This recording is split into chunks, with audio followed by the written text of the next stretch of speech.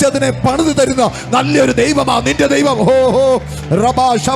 ഇതിനകത്ത് ചിലരെ ഇന്ന് പകൽക്കാലം യേശുവിന്റെ നാമത്തിൽ പണിയുക.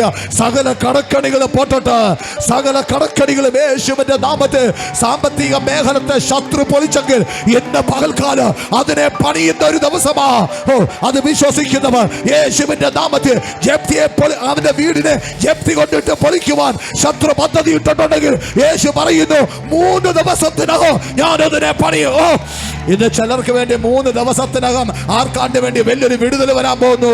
അത് വിശ്വസിക്കുന്നവർ ആത്മാവിൽ കമോൺ.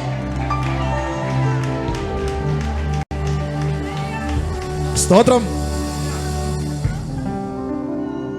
നിന്റെ പ്രശ്നം എത്ര വലുതാണെങ്കിലും അതിന്റെ ആയുസ് 3 ദിവസം പോലുമില്ല. അത് വിശ്വസിച്ചൊരാമയും പറഞ്ഞേ.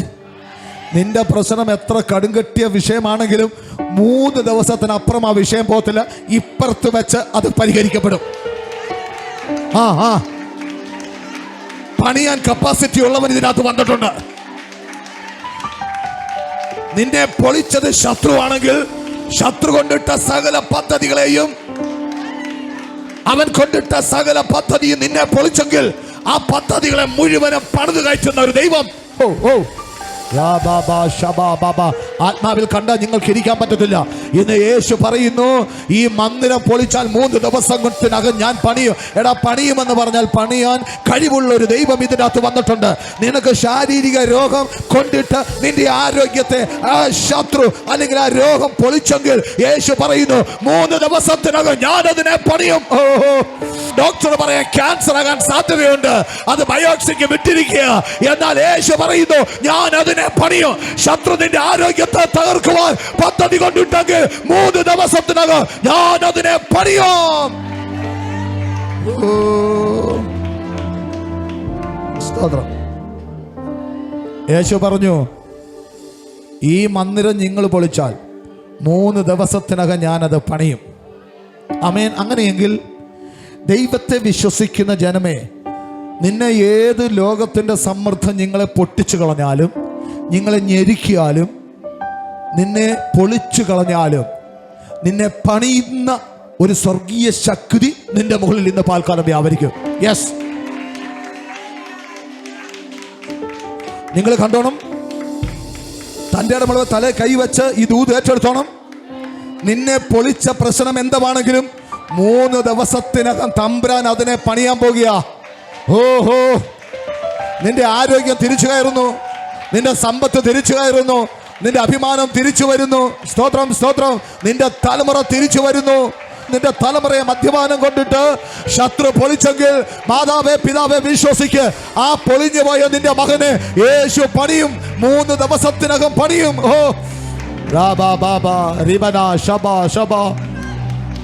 സ്തോത്രം. ആമേൻ. അപ്പോൾ യേശു നമുക്ക് തരുന്നൊരു ഉറപ്പിതാണ്, പൊളിച്ചാൽ ഞാൻ പണിയും. ഇതിൽ പരം ഒരു ദൈവവാക്യം നിങ്ങൾക്ക് എന്തുവാ വേണ്ടത്?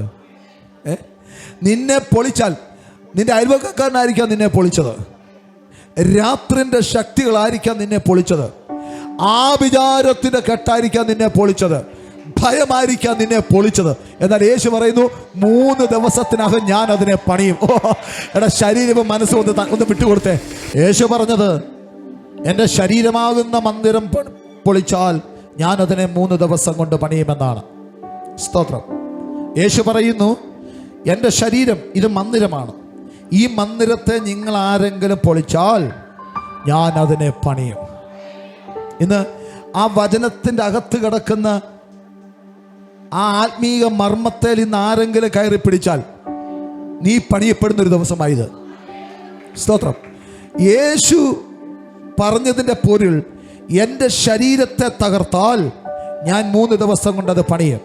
പക്ഷെ യേശു ശരീരമെന്നല്ല പറഞ്ഞത്, ഈ മന്ദിരം പൊളിച്ചാൽ 3 ദിവസം കൊണ്ട് ഞാൻ അതിനെ പണിയും. അങ്ങനെയെങ്കിൽ ഒരു വിശ്വാസിയെ, നിന്റെ ശരീരം ശരീരമല്ല, അതൊരു മന്ദിരമാണ്.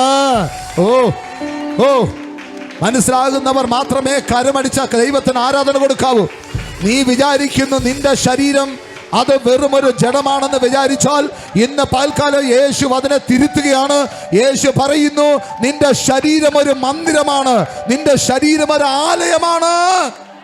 ഹല്ലേലൂയ. സ്തോത്രം. അങ്ങനെ ആരെങ്കിലും ഒരാലയം ഇതിൻ്റെ അകത്തുണ്ടെങ്കിൽ, അങ്ങനെ എൻ്റെ ശരീരം ഒരാലയത്തെ പോലെ സൂക്ഷിക്കുന്നവളോ ഇതിനകത്തുണ്ടെങ്കിൽ, നിന്നെ ആര് പൊളിച്ചാലും യേശു നിന്നെ പണിയും. മനസ്സിലാവുന്നുണ്ടോ? നിന്റെ ശരീരത്തെ നീ ഒരു ആലയമാക്കിയാണ് കൊണ്ട് നടക്കുന്നതെങ്കിൽ, ആ ശരീരത്തിന് ശത്രു തൊട്ടാലും തകർത്താലും യേശു 3 ദിവസത്തിനകം അതിനെ പണിതരും. ആമേൻ. അത് വിശ്വസിക്കുന്നവർ നല്ലതുപോലെ എന്റെ ദൈവത്തിന് മഹത്വം കൊടുക്ക. ഹല്ലേലൂയ. കേൾക്കണേ, യേശു അത് പറഞ്ഞു, എൻ്റെ ശരീരം പൊളിച്ചാൽ 3 ദിവസം കൊണ്ട് ഞാൻ അത് പണിയും. ഇനി നമ്മൾ മനസ്സിലാക്കേണ്ടത് ഈ ശരീരം എങ്ങനെ പണിതു എന്നുള്ളതാണ് നമ്മൾ മനസ്സിലാക്കേണ്ടത്. ഹല്ലേലൂയ. യേശു തൻ്റെ ശരീരത്തെ എങ്ങനെ പണിതു? നിങ്ങൾക്കറിയാം, യേശുവിനെ പിടിച്ചു, കാൽവറിയിൽ ക്രൂശിൽ 3 ആണിമേൽ തൂക്കപ്പെട്ടു, അവന്റെ വിലാപ്പുറം കുന്തത്താൽ തുളയ്ക്കപ്പെട്ടു, ശരീരത്തിലെ രക്തം മുഴുവനും ഊറ്റി, ആ ശരീരത്തുള്ള വെള്ളത്തുള്ളികൾ പോലും പുറത്തു വന്നു. യേശു കർത്താവ് പിടഞ്ഞു മരിച്ചു. പക്ഷേ ഈ യേശുവിൻ്റെ ശരീരം കാൽവറിയിൽ അവർ ഉടച്ചു കളഞ്ഞെങ്കിലും, ഹല്ലേലൂയ, ആ ശരീരം തകർത്തു കളഞ്ഞെങ്കിലും, ആ ശരീരത്തെ പൊളിച്ചുവെങ്കിലും 3 ദിവസം അവസാനിക്കുന്നതിന് മുമ്പേ പൊളിഞ്ഞുപോയ ശരീരം അത് പണിയപ്പെട്ട ശരീരമായി ആ അരിമത്യക്കാരനായ യോസഫിന്റെ കല്ലറയ്ക്കകത്തുനിന്ന് പണിയപ്പെട്ട ശരീരം ഉയർത്തു. കൊണ്ടുവച്ചത് പൊളിച്ച ശരീരമാണ്, പക്ഷെ 3 ദിവസത്തിനുള്ളിൽ പൊളിഞ്ഞ ശരീരം അത് പണിത് യേശുവിനെ ഉയർത്തി. ഈ ഒരു ഉയർപ്പ നമുക്കുണ്ടാകാൻ പോകുന്നത്, വിശ്വസിക്കുന്ന നിനക്കുണ്ടാകാൻ പോകുന്നത്. ശത്രു നിന്റെ കയ്യും കാലും കെട്ടി നിന്നെ ശവക്കല്ലറയ്ക്കകത്ത് കൊണ്ടുവച്ച് നീ ചത്തുവെന്ന് വിധി എഴുതുമ്പോൾ യേശു പറയുന്നു, ആ പൊളിഞ്ഞു പോയ നിന്റെ ശരീരത്തെ ഞാൻ പണിയും. നീ ജീർണിച്ചു പോയാലും നിന്റെ ശരീരത്തെ ഞാൻ പണിതുയർത്തും. എന്റെ 2ാമത്തെ വരവിൽ മരിച്ചു കിടക്കുന്ന നിന്നെ ഞാൻ പണിതുയർത്തും. കമോൺ, ഇന്ന് പാൽക്കാലം അത്തരമൊരു പണി നടക്കണമെന്ന് ആഗ്രഹിക്കുന്നവർ ദൈവത്തിന് മഹത്വം കൊടുത്തു. സ്തോത്രം. യേശു തന്റെ ശരീരം പണിതു. കേട്ടോണം എങ്ങനെയാണെന്ന്. എഫെസ്യർ 1:20 പറയുന്നു, അങ്ങനെ അവൻ ക്രിസ്തുവിലും വ്യാപരിച്ച് അവനെ മരിച്ചവരുടെ ഇടയിൽ നിന്ന് ഉയർപ്പിക്കുകയും, വാക്യം 21, സ്വർഗത്തിൽ തൻ്റെ വലത്ത് ഭാഗത്ത് എല്ലാ വാഴ്ചകൾക്കും അധികാരങ്ങൾക്കും ശക്തിക്കും കർത്തൃത്വത്തിനും ഈ ലോകത്തിൽ മാത്രമല്ല വരുവാനുള്ളതിലും വിളിക്കപ്പെടുന്ന സകലനാമത്തിനും അത്യന്തം മീതെ ഇരുത്തുകയും സർവവും അവന്റെ കാൽ കീഴിൽ ആക്കി വെക്കുകയും ചെയ്തു. ഒരു സ്തോത്രം പറഞ്ഞാട്ട്. അപ്പോൾ ഇനിയുമാണ് നമ്മൾ ആ പോയിന്റിലോട്ട് കടന്നു വരുന്നത്. യേശു പറയുന്നു, എൻ്റെ ശരീരം നിങ്ങൾ പൊളിച്ചാൽ, ഈ മന്ദിരം, ശരീരമല്ല ഈ മന്ദിരം പൊളിച്ചാൽ 3 ദിവസത്തിനുള്ളിൽ ഞാൻ പണിയും. യേശുവിൻ്റെ ശരീരമാകുന്ന മന്ദിരം പൊളിച്ചു, ഖബറിന്റെ അകത്ത് വെച്ചു. എന്നാൽ 3 ദിവസം അവസാനിക്കുന്നതിന് മുമ്പ് എഴുന്നേറ്റു. ആ എഴുന്നേറ്റത് എങ്ങനെയാണെന്നാണ് പറയുന്നത്. അങ്ങനെ അവൻ ആര്? അങ്ങനെ അവൻ ക്രിസ്തുവിലും വ്യാപരിച്ചു. അപ്പോൾ യേശുവിൻ്റെ ചലനമറ്റ ശരീരത്തിന്റെ മുകളിൽ എന്തോ ഒന്ന് വ്യാപരിച്ചു. അവനെന്ന് പറയുന്ന ഒരാൾ യേശുവിന്റെ ശരീരത്തിൽ വ്യാപരിച്ചു. എഫേസ്യർ 1:20 നിങ്ങൾ വായിച്ചു വരുമ്പോൾ അവൻ ആരാണെന്ന് മുകളിൽ അറിയാം. അതത്രേ പരിശുദ്ധാത്മാവ്. അതത്രേ പരിശുദ്ധാത്മാവ്, അതത്രേ സ്വർഗത്തിന്റെ മുഴുവൻ ശക്തി. അങ്ങനെ പരിശുദ്ധാത്മാവ് അവനിലും വ്യാപരിച്ചു, ക്രിസ്തുവിലും വ്യാപരിച്ച് അവനെ മരിച്ചവരുടെ ഇടയിൽ നിന്ന് ഉയർപ്പിച്ചു. അങ്ങനെയെങ്കിൽ ഇന്ന് പകൽക്കാലം ദൈവത്തിന്റെ പരിശുദ്ധാത്മാവ് പറയുന്നു, നിന്റെ ശരീരം മന്ദിരമാണെങ്കിൽ അതിന്റെ അകത്ത് ആത്മാവ് വരണം. എടാ, നിന്റെ ശരീരം മന്ദിരമാകണമെങ്കിൽ, നിന്റെ ശരീരം ആലയമാകണമെങ്കിൽ അതിന്റെ അകത്ത് പരിശുദ്ധാത്മാവ് വരണം. അങ്ങനെ പരിശുദ്ധാത്മാവ് വന്നാൽ നിന്റെ ശരീരം ഒരു ആലയമായി മാറും.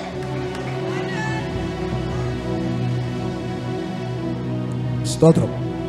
യേശു പറഞ്ഞു, തന്റെ ശരീരത്തെ ചൂണ്ടിക്കാണിച്ചുകൊണ്ട് പറഞ്ഞു, ഈ ആലയത്തെ പൊളിച്ചാൽ, സ്തോത്രം, അതുകൊണ്ട് അതെന്തുകൊണ്ടാണ് യേശു പറഞ്ഞത്? യേശുവിൻ്റെ അകത്ത് പരിശുദ്ധാത്മാവുണ്ട്. സ്നാനപ്പെട്ട് കരക്കയറിയപ്പോൾ പരിശുദ്ധാത്മാവ് അവന്റെ മുകളിൽ ഇറങ്ങി വന്നിട്ട് സ്വർഗം വിളിച്ചു പറഞ്ഞു, ഇവൻ എൻ്റെ പ്രിയപുത്രനാണ്. ഹല്ലേലൂയ. അതുകൊണ്ട് യേശു പറയുന്നു, എൻ്റെ ശരീരം ആലയമാണ്, അതൊരു മന്ദിരമാണ്. അതെത്ര പേര് വിശ്വസിക്കുന്നുണ്ട്? അതൊരു മന്ദിരമാണ്. അതുകൊണ്ടാണ് 1 കൊരിന്ത്യർ 3:16 പറയുന്നു, നിങ്ങൾ ദൈവത്തിന്റെ മന്ദിരമെന്നും ദൈവത്തിന്റെ ആത്മാവ് നിങ്ങളിൽ വസിക്കുന്നുവെന്ന് നിങ്ങൾ അറിയുന്നില്ലയോ? ഹല്ലേലൂയ. അപ്പോൾ ദൈവത്തിന്റെ വചനം പറയുന്നു, നിങ്ങളുടെ ശരീരം അത് മന്ദിരമെന്നും ദൈവത്തിന്റെ ആത്മാവ് നിന്റെ അകത്ത് വസിക്കുന്നുവെന്നും നിങ്ങൾ അറിയുന്നില്ലയോ? സ്തോത്രം. അങ്ങനെയെങ്കിൽ എനിക്കൊന്ന് പറയാനുണ്ട്, നിന്റെ ശരീരം അത് ആലയമായി മാറണമെങ്കിൽ പരിശുദ്ധാത്മാവ് നിന്റെ അകത്ത് വരണം. ഓ, മനസ്സിലായവർ മാത്രമേ കരമടിച്ച് എൻ്റെ ദൈവത്തിന് മഹത്വം കൊടുക്കാവൂ.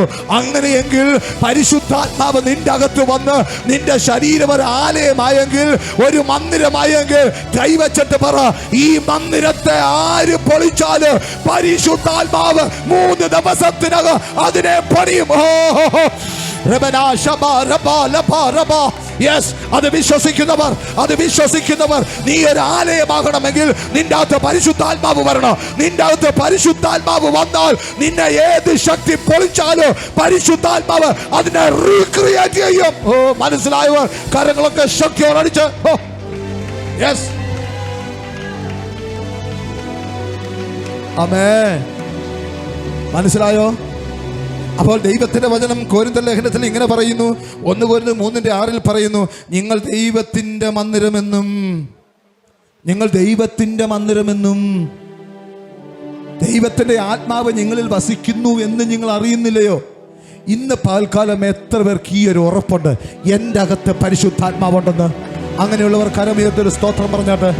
അങ്ങനെ കരമുയർത്തിയ സഹോദരി സഹോദര, നിന്നോട് ദൈവത്തിന്റെ വചനം പറയുന്നു, നിന്റെ അകത്ത് ദൈവത്തിന്റെ ശക്തി ഉണ്ടെന്ന്, പരിശുദ്ധാത്മാവ് വസിക്കുന്നുവെങ്കിൽ നീ ഒരു ആലയമാണെങ്കിൽ നിന്റെ കുടുംബത്തിനെ പൊളിക്കുന്ന ശക്തി എത്ര വലുതാണെങ്കിലും പരിശുദ്ധാത്മാവ് അതിനെ പണിയും. ഓ, അത് വിശ്വസിക്കുന്നവർ, നിന്റെ തലമുറയെ ആര് പൊളിച്ചാലോ അവന്റെ ഉള്ളിൽ പരിശുദ്ധാത്മാവുണ്ടെങ്കിൽ ആ തലമുറയെ ദൈവം പണിയും. സ്തോത്രം.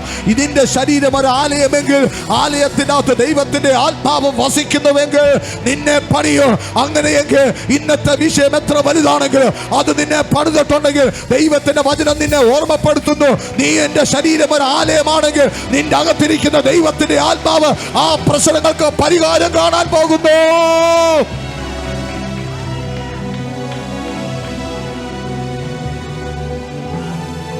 സ്തോത്രം. എത്ര പേരത് ഹൃദയം കൊണ്ട് ഏറ്റെടുത്തു? പരിശുദ്ധാത്മാവ് യേശുവിന്റെ ശരീരത്തെ പണിതു. ആ പണിതതിന്റെ ഗമ എന്താണെന്നറിയാമോ? കേട്ടോണം. സ്വർഗത്തിൽ തന്റെ വലത്ത് ഭാഗത്ത് എല്ലാ വാഴ്ചകൾക്കും അധികാരങ്ങൾക്കും ശക്തിക്കും കർത്തൃത്വത്തിനും മീതെ യേശുവിനെ ഇരുത്തി. ഓ, സ്തോത്രം. ഇന്ന് പരിശുദ്ധാത്മാവ് നിന്നെ പണിതാൽ സ്വർഗത്ത് പിതാവിന്റെ വലത്ത് ഭാഗത്ത് അവൻ നിന്നെ കൊണ്ടിരുത്തും. വിശ്വസിക്കുന്നവർ മാത്രമേ കരമടിക്കാവൂ.